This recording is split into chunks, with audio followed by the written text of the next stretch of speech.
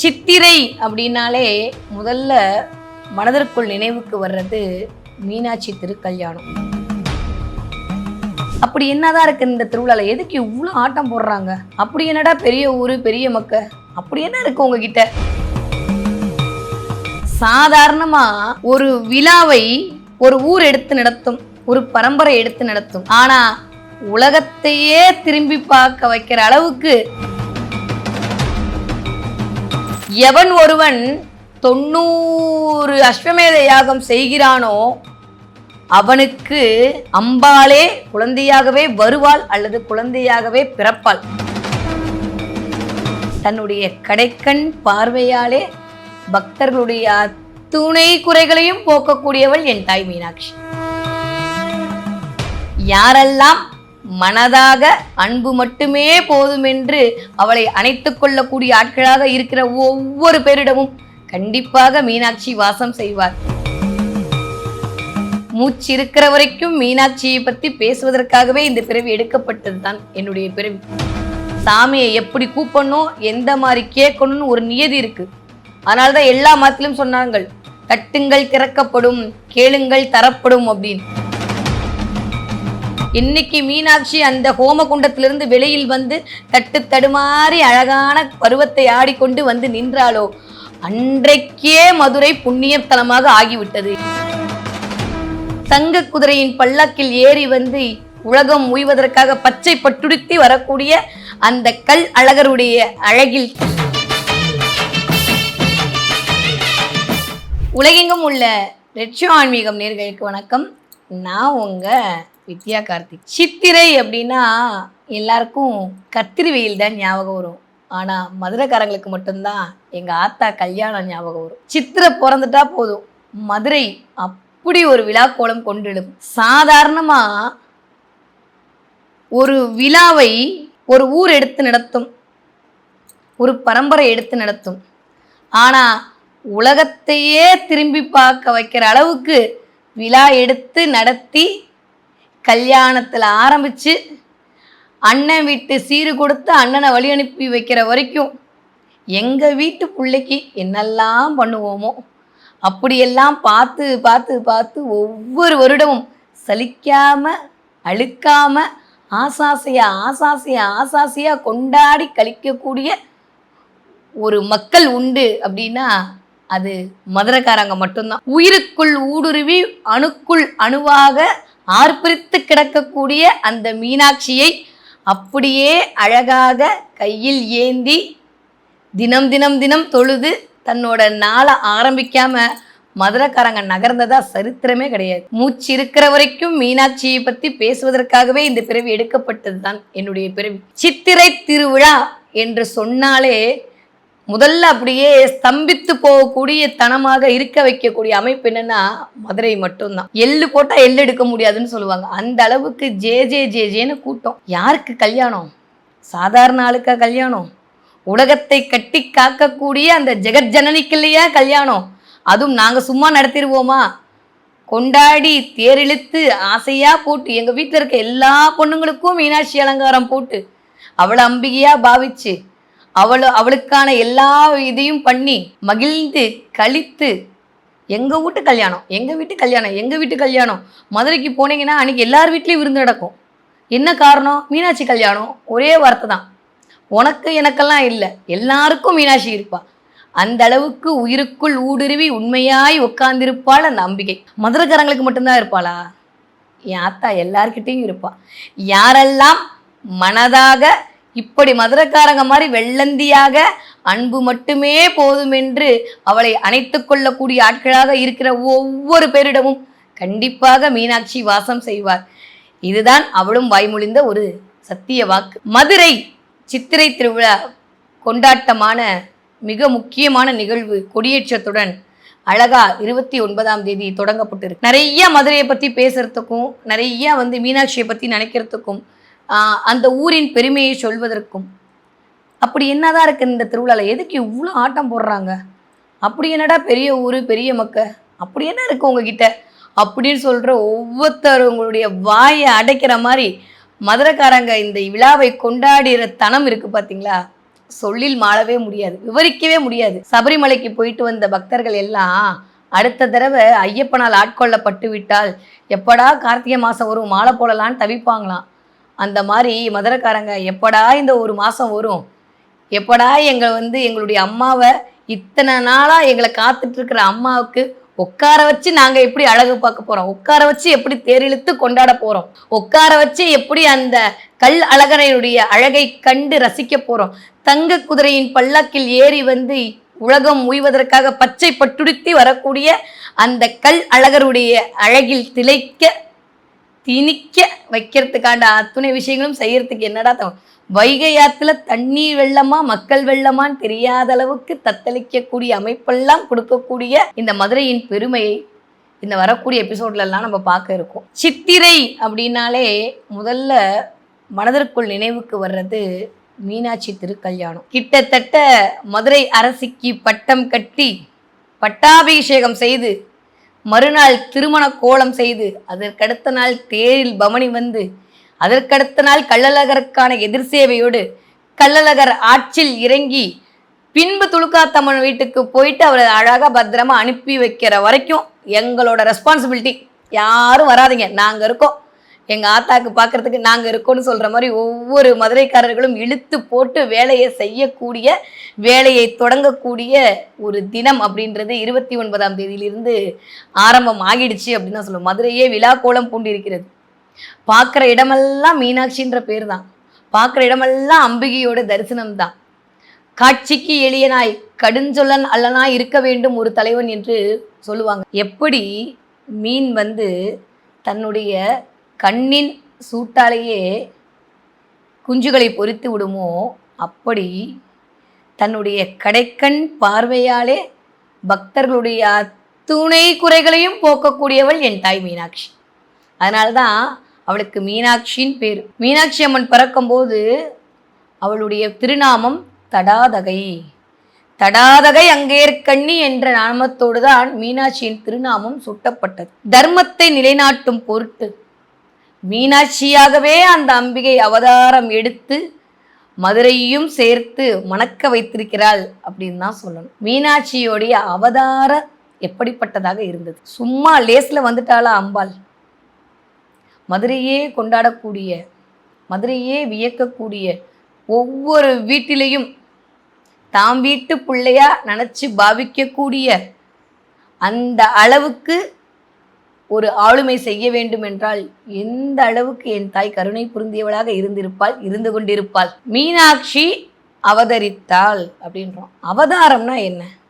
சமஸ்கிருதத்தில் அவதரண்யம் அப்படின்னா இறங்கி வருதல் அப்படின்னு ஒரு பெயர் உண்டு. ஒவ்வொரு முறையும் தர்மத்தை காக்கும் பொருட்டும் அதர்மத்தை அழிக்கும் பொருட்டும் மக்களுடைய நலனுக்காகவும் மக்களை பயனுற வாழ்விக்க வேண்டும் என்பதற்காகவுமே தெய்வங்கள் வரக்கூடிய தன்மைதான் அவதாரம். நம்மலாம் பிறந்தோன்னு சொல்லுவோம், ஆனால் தெய்வங்கள் பிறந்தால்தான் அது அவதாரம் என்று சொல்லுவோம் இல்லையா? அப்படி மீனாட்சி அவதாரம் செய்வதற்கு ஒரு மிகப்பெரிய ஒரு கதை இருக்கு. என்னன்னா, ஒரு ஊர்ல தனஞ்சயன் சொல்லிட்டு ஒரு வியாபாரி இருந்தான். அந்த தனஞ்சயன் வியாபாரி என்ன பண்ணுவான், தினம் வெளியில போய் வியாபாரம் பண்ணிட்டு வர்றது அவனுடைய தொழில். ஒரு நாள் ஒரு அடர்ந்த காட்டுக்குள்ள இந்த தனஞ்சயன் வந்து மாட்டிக்கிட்டான்.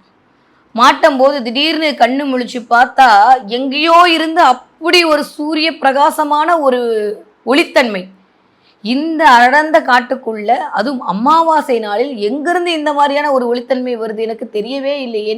அப்படியே தேடி ஓடி ஓடி ஓடி போய் பார்த்தா வைரமும் வைடூரியமும் தங்கமும் சூழப்பட்ட கிரீடத்தை அணிந்த தேவாதி தேவர்கள் உட்கார்ந்து ஒரு குட்டி சிவலிங்கத்துக்கு பூஜை பண்ணிட்டு இருக்கா. அதெல்லாம் பார்க்குறான் தனஞ்சயன். கை கால் ஓடலை. இதே நம்மளா இருந்தால் என்ன பண்ணுவோம்?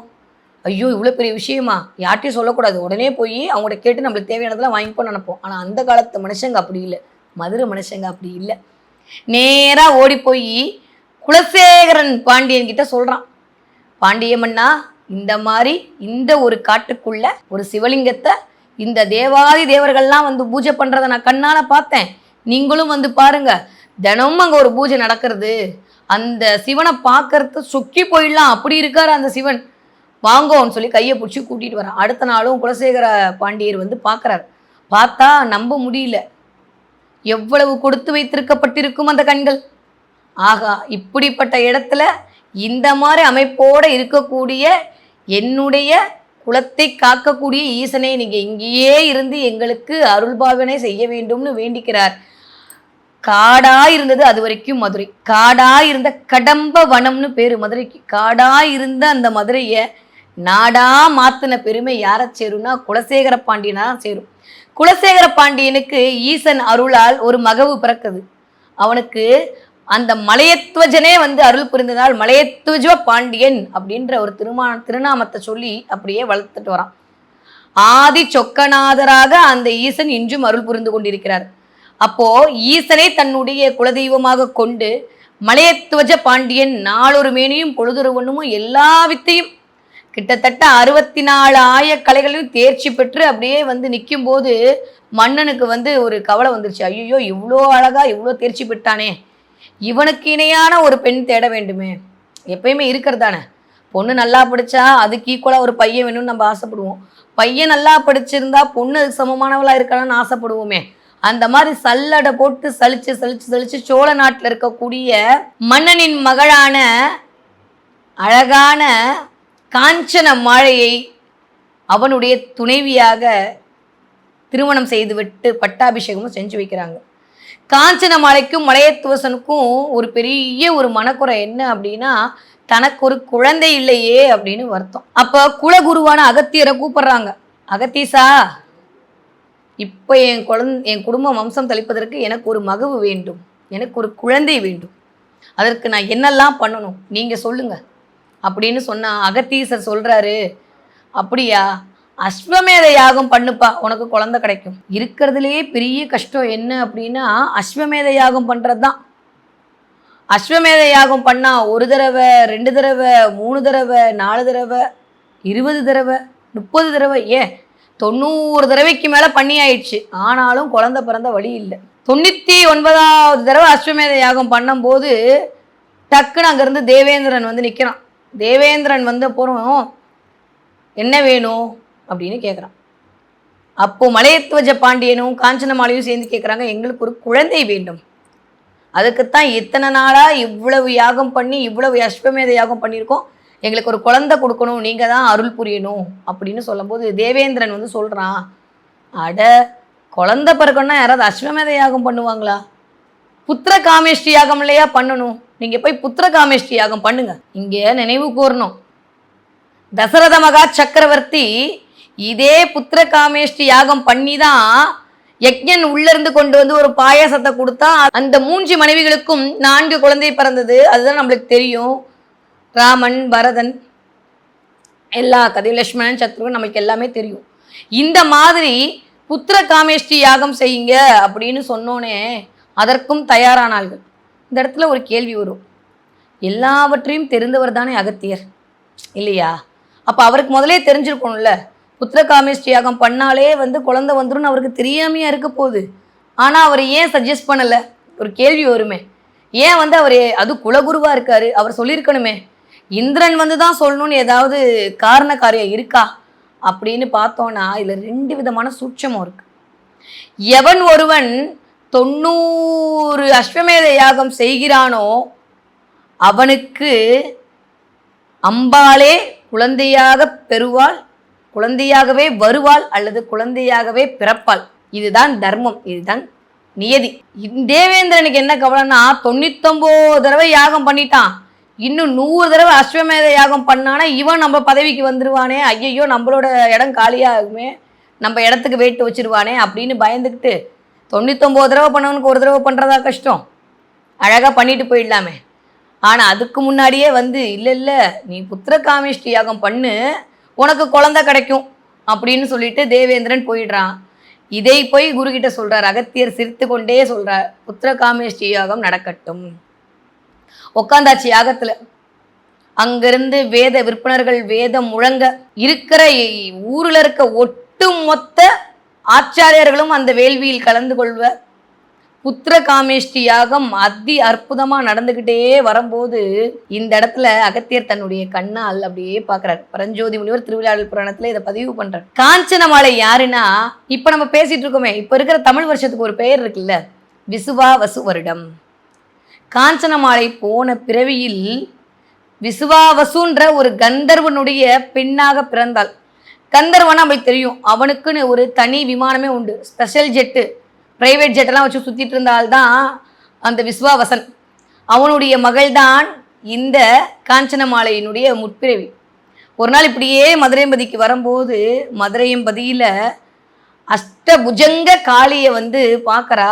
அம்பாளுடைய அழகில் அப்படியே மயங்கி கோரத்தன்மையெல்லாம் தெரியலங்க. அப்பா, என்னை இந்த இடத்துலையே விட்டுட்டு போயிடுங்க, நான் உட்காந்து தவம் இருக்க வேண்டும். தவமா? ஆமாம், நான் தவம் இருக்கணும், என்னை இங்கேயே விட்டுட்டு போயிடுங்க அப்படின்னு சொன்னோன்னே காஞ்சன மாலையை அந்த இடத்தில் அப்படியே விட்டுவிட்டு விஸ்வாவசன் கிளம்பி போகிறான். காஞ்சன மாலை தவம் இருக்கிறாள். காஞ்சன மாலை தவம் இருக்காள்ல, தவம் இருக்கும்போது அப்படியே அம்பிகையினுடைய ஒரு ஒரு ஒரு மேலான ஒரு நிலைக்கு போய், அம்மா நீ தான் எனக்கு வேணும்னு அழுது அடம்பிடிச்சி அப்படியே உட்காந்துருக்கிற நேரத்தில் ஒரு குழந்தை வருது. அம்பிகை எங்கே குழந்தையா வரப்போறான்னு சொல்லி விளையாட்டா இருந்துட்ட காஞ்சன மாலைக்கு கொஞ்ச நாளிகை கழித்து அம்பாளே தன்னுடைய முழு விஸ்வரூப தரிசனத்தை காட்டும் போது, நான் தான் குழந்தையா வந்தேன், உனக்கு தெரியலையா, ஏன் இவ்வளவு தாமதம் அப்படின்னு கேட்கும்போது, நான் தான் முன்னாடியே காட்சி கொடுத்தேனே, உனக்கு தெரியலையா அப்படின்னு சொல்லும்போது காஞ்சன மாலை மனசு அப்படியே சங்கடப்படுது. யாருக்கா இருந்தாலும் இருக்குமே, அந்த குழந்தையவா நம்ம விட்டுட்டோம். எப்பயுமே வார்த்தைகள் மாயம் செய்யும். நான் அடிக்கடி சொல்லிக்கிட்டே இருக்கேன். வரம் கேட்கும் போது சாமியை கூப்பிடுறது பெரிய விஷயம் கிடையாது. சாமியை எப்படி கூப்பிடணும், எந்த மாதிரி கேட்கணும்னு ஒரு நியதி இருக்கு. அதனால தான் எல்லா மதத்திலும் சொன்னாங்க, தட்டுங்கள் திறக்கப்படும், கேளுங்கள் தரப்படும் அப்படின்னு. அப்போ நம்ம கேட்குற முறைன்னு ஒன்று இருக்குது. வரம் கேட்கும்போது கடவுளிடம் ரொம்ப ரொம்ப தெளிவாக இருக்கணும். வார்த்தைகள் ரொம்ப ரொம்ப ரொம்ப வலிமையானவைன்றதுக்கு இதுதான் ஒரு உதாரணம். இப்போ என்ன பண்ணுறா, அம்மா நீயே எனக்கு மகளாக பிறக்கணும்னு கேட்கறதுக்கு பதிலாக நீயே எனக்கு மகளாக வரணுமா அப்படின்னு கேட்குற. அளித்தோம் அப்படியே அப்படின்ட்டு போயிடுறாங்க. அப்போது மகளா அம்பிகை வர்றதுக்கு சாதாரணமாக அவதாரம் நடந்துருமா? அதுவும் ஜெகஜனனியே ஜெகன் மாதாவை அந்த ஸ்ரீபுரத்தில் அமர்ந்து அலங்கரிக்கக்கூடிய அந்த அபயகஸ்த நாயகியை 5 நிமிஷத்தில் கொண்டு வந்துட முடியுமா? அதற்கான வலிமையும் அதற்கான மனோதிடமும் அதற்கான தன்மையும் அதற்கான பொறுமையும் காஞ்சன மாலையிடம் இருக்கிறதா என்பதை சோதிப்பதற்கான ஒரு முகாந்திரமாகத்தான் இந்த 99 தடவை வரக்கூடிய அஸ்வமேத யாகம் செய்யப்பட்டது என்பதை அகத்தியர் கண்ணில் பார்த்துட்டு அப்படியே ஒரு புன்முறுவல் பண்ணுறார். அந்த புன்முறுவல் எப்படி இருக்குன்னா, இப்படி இருக்காமா, இந்த மலர்ந்தும் மலராத பாதி மலர் அப்படி இருக்குமே, இந்த முல்லை அப்படி சிரிச்சும் சிரிக்காமல் இருக்குமே, அந்த மாதிரி பழைய கதையை நினச்சி அகத்தியர் லைட்டாக பொன்முறுவல் முருகிறாராம். அதை பார்த்தோன்னே இவன் கேட்குறான், யார்? மலையத்துவச பாண்டி, என்ன இங்கே யாகம் நடந்து கொண்டிருக்கிறது, நீங்கள் மனக்கண்ணில் எதை பார்த்து சிரித்து கொண்டிருக்கிறீர் முனிவரே, எனக்கு தெரியல, நீ யாகத்தை கவனி, அந்த தெய்வமே உனக்கு குழந்தையாக வரக்கூடிய நேரம் வந்து விட்டதப்பான்னு சொல்லும்போது ஒவ்வொருத்தர் கண்ணிலையும் ஆச்சரியம், ஒவ்வொருத்தர் கண்ணிலையும் ஆனந்தம், ஒவ்வொரு கண்ணிலையும் எதிர்பார்ப்பு. அந்த யாகம் அப்படியே பெருகி கொண்டிருக்கிறது. லலிதா சஹஸ்ரநாமத்தில் ஒரு வார்த்தை சொல்லுவாங்க, சிதங்கி கொண்ட சம்பியூதா தேவகாரிய சமுத்தியதா உத்தியத்பானு சகஸ்ரானம், சுதந்த சூரியன் மாதிரியான ஒரு தோற்றம், சிதங்கி குண்டம். அந்த குண்டத்திலிருந்து வரக்கூடியவள் தான் இந்த அம்பிகை. அம்பிகை யாரு? ஃபர்ஸ்ட் அவ யாரு? அவ ஸ்ரீமாதா. அம்மா யாரு? ஒரே ஒரு கேள்வி. லலிதா சஹஸ்ரநாமம் சொல்லுது, யார் அம்மா? அவ யாரும் இல்லை, அவ தான் அம்மா, ஸ்ரீமாதா. ஸ்ரீ மகாராஞே, ராணிக்கெல்லாம் ராணி அவ, ஸ்ரீமத் சிம்ஹாசனேஸ்வரி, சிதங்கி குண்ட சம்பியூதா தேவகாரிய சமுத்தியதா. சிதங்கி குண்டம் சொல்லக்கூடிய அந்த யாக குண்ட வேள்விலிருந்து அவதரிக்கக்கூடியவள் தான் இந்த மாதா, இந்த லலிதாம்பிகை அப்படின்னு அம்பிகையோட வர்ணனையா அழகா சொல்லப்படுது. அப்படியே அந்த ஓமம் நடந்துட்டு இருக்கும்போது இங்கே தான் பரஞ்சோதி முனிவர் அழகாக சொல்லுவார், மீனாட்சி அவதாரத்தில் நல்ல ஒரு இமேஜினேஷன் பண்ணிக்கோங்க. ஒரு பூ, ஒரு உதிரிப்பூ, உதிரிப்பூ அப்படியே நல்ல பலத்த காற்று வீசும்போது அப்படியே அடங்கும்போது அது அப்படியே அங்கேயும் இங்கேயும் அலைப்பாயும் தெரியுமா? அந்த காற்றுல இதை கையில் கேட்ச் பிடிச்சிடலாமா, இதை பிடிச்சிடலாமான்ற மாதிரி அப்படியே அலைப்பாயும்ல. ஒரு இலையே போங்க காத்தடிக்குது, இப்படி அப்படி இப்படி அப்படி சலனப்படும்ல. அப்படி சின்னஞ்சிறு குழந்தை, குட்டியூண்டு குழந்தை, பச்சை பட்டுடுத்தி தலையில முத்து நிறைந்த கொண்டை சூடி, வைரமும் வைடூரியமும் மாணிக்கமும் மரகதமும் சூடிய ஒரு நகையோடு, காலில் சதங்க கிங் கிங் கிங்னு ஒலிக்க, செல் செல் செல்னு நடையோட அப்படியே அந்த குழந்தை அந்த வேத குண்டத்திலிருந்து எழுந்து நின்று, எப்படி அந்த பூ வந்து காத்துல இப்படி அப்படி இப்படி அப்படி ஆடுமோ, அந்த குழந்தை இப்படி அப்படி இப்படி அப்படின்னு பேலன்ஸ் இல்லாமல் தட்டு தடுமாறி தன்னுடைய அழகான செங்கீரை பருவத்தோடு அப்படி நடந்து வரக்கூடிய அந்த தனம் பார்க்குறவங்களுக்குலாம் அள்ளிக்கலாம் போல இருக்காமா. இது இப்படி விழுந்துருமா, ஐயோ குழந்தைய தூக்கிக்கலாம், இப்படி விழுந்துருமா, ஐயோ அந்த குழந்தைய தூக்கிக்கலாம். நம்ம வீட்லேயே ஒரு நடக்க தெரிஞ்ச ஒரு 7 மாத குழந்தை தட்டி தடுமாறும் போது நம்ம கை ஓடி போய் பிடிக்குமே, அப்படி அங்கே இருந்த ஒவ்வொருத்தவருக்கும் மீனாட்சி அம்பாள் அந்த யோக கிண்டத்திலிருந்து அந்த சிதங்கிய குண்ட சம்பூதான்னு சொல்லக்கூடிய அந்த ஹோம குண்டத்திலேருந்து எந்திரிச்சு வெளியில் வந்து ஆடி ஆடி தட்டு தடுமாறி இப்படி நடக்கும்போது எல்லா கையும் போய் பிடிச்சிக்க ஓடிச்சான் குழந்தைய. ஆனால் அந்த குழந்தை என்ன பண்ணலாம், நேராக ஓடி வந்து காஞ்சன மாலை மடியில் உட்காந்து அம்மா அப்படின்னு கூப்பிட்டாங்க. வேற என்ன வேணும்? இத்தனை நாள் குழந்தை இல்லை குழந்தை இல்லை குழந்தை இல்லைன்னு தவித்த அந்த ஆத்மாக்கு வேற என்ன வேணும்? கண்ணில் இருந்து தண்ணி தார தாரையான்னு குட்டிச்சான். உணர்வு மேலிடும் போது வார்த்தைகள் பலிக்காது. காஞ்சன மாலையால் பேச முடியல. அந்த குழந்தை சிரிச்சுக்கிட்டே அம்மா அம்மா அம்மா அம்மான்னு கூப்பிட்டுட்டு அப்படியே உட்காந்துருக்கு. பார்க்குற மக்களுக்கெல்லாம் மகிழ்ச்சி, வாரிசு கிடைத்தாச்சு. மலையத்துவஜ பாண்டியனுக்கு தெய்வமே மகளாக வந்தது, சாதாரணமாக வரல. அது பிறப்பு இறப்பல்லாத ஒரு முதலும் முடிவும் அல்லாத ஒரு சொரூபம். அங்கிருந்து வரக்கூடிய அந்த குழந்தை, இதற்குத்தான் இத்தனை யாகமா, இதற்குத்தான் இத்தனை தவமா, இதற்குத்தான் இத்தனை வேதனையா, இதற்குத்தான் இத்தனை அவமானமா? இந்த ஒரு நொடி போதுமே அந்த குழந்தையோட பஞ்சு, அந்த ரோஜா பூ மாதிரி இருக்கக்கூடிய எதல் மாதிரி இருக்கக்கூடிய அந்த இத்திரூண்டு காலு, அந்த மலையத்துவசன் மாண்டியம் நெஞ்சில் அப்படி பட்டு அந்த குழந்தை உட்காரதான் சாப முக்தி அடைஞ்ச மாதிரி அவன் ஒரு பெருமூச்சு விட்டான். திருவிடையாள் புராணத்தில் அவ்வளவு அழகாக சொல்லப்படுவது. பார்த்தா இயல்புக்கு மீறி எல்லாருக்கும் ஒரு வியப்பு. எல்லாரும் ஊரே கொண்டாடுது, அம்பாள் வந்துட்டா அம்பாள் வந்துட்டா அம்பாள், வேற என்ன வேணும்? அப்பயே இப்போ மதுரை வந்து சிறப்பாக இல்லை, அப்பயே அந்த நிமிஷமே என்னைக்கு மீனாட்சி அவதாரம் பண்ணாலோ, என்னைக்கு மீனாட்சி அந்த ஹோமகுண்டத்திலிருந்து வெளியில் வந்து தட்டு தடுமாறி அழகான பருவத்தை ஆடிக்கொண்டு வந்து நின்றாலோ, அன்றைக்கே மதுரை புண்ணியத்தலமாக ஆகிவிட்டது. இன்றைக்கு அல்ல. என்னைக்கு அம்பாளுடைய பாதம் பட்டுச்சோ, என்னைக்கு அம்பிகை காஞ்சன மாலையின் கண்ணீருக்கு பதில் அளித்தாலோ, அன்றைய தினமே மதுரை மணக்கக்கூடிய மதுரையாக ஆகிவிட்டது என்பதுதான் நிதர்சனம்.